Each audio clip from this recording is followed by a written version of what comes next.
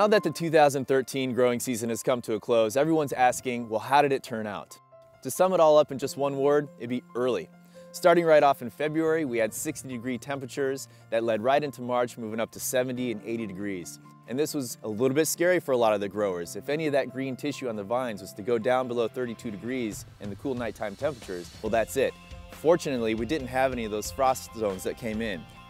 With the warmer conditions in February and March, that naturally led to an early bud break, 3 weeks early in 2013.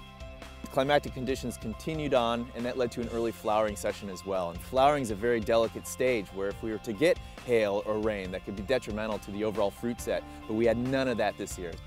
Everything was perfect.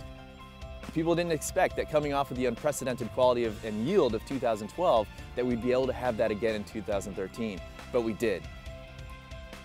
Moving into the summer months with a high yield on the vines, this was a time in 2013 when a lot of growers, I think, thought that it'd be okay to go on vacation.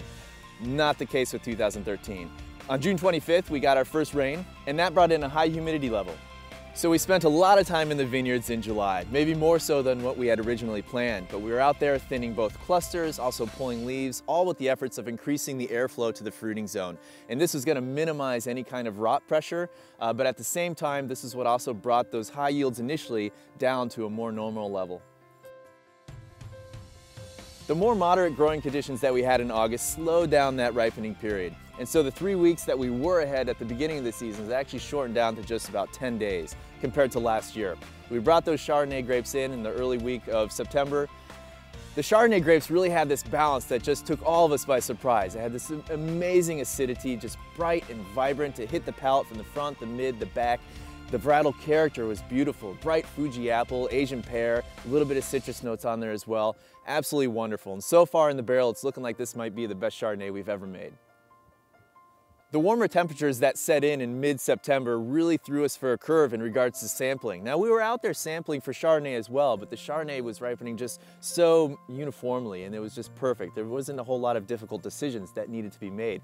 With the red grapes, however, with the fluctuations of temperatures that we started having, a few heat spikes here and there, we even had rain on September 21st, September 30th, but really what that forced us to do is get out there and sample a little bit more frequently. And sampling just means that we're bringing clusters in, making grape juice out of that and tasting that, not just for Brix levels and sugar level, but also for tannin structure, acidity, varietal character. And so this is a little bit more intensive in 2013.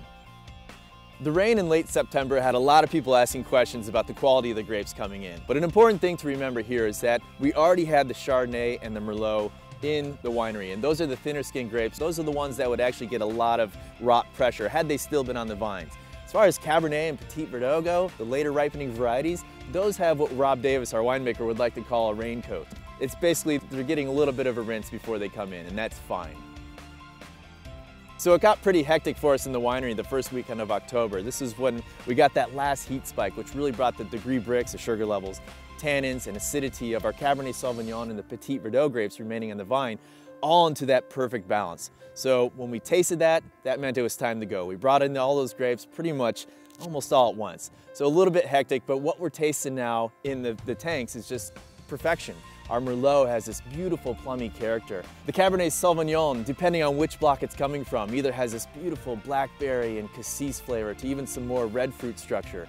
The Petit Verdot, as usual from our Jordan Vineyards, has this wonderful blueberry violet, and it's beautiful. I'm really excited to see this final blend get put together. And at the end of the day, Mother Nature smiled down on us, and the wines we're putting into barrel now are better than we ever could have expected, and an amazing follow-up to the 2012.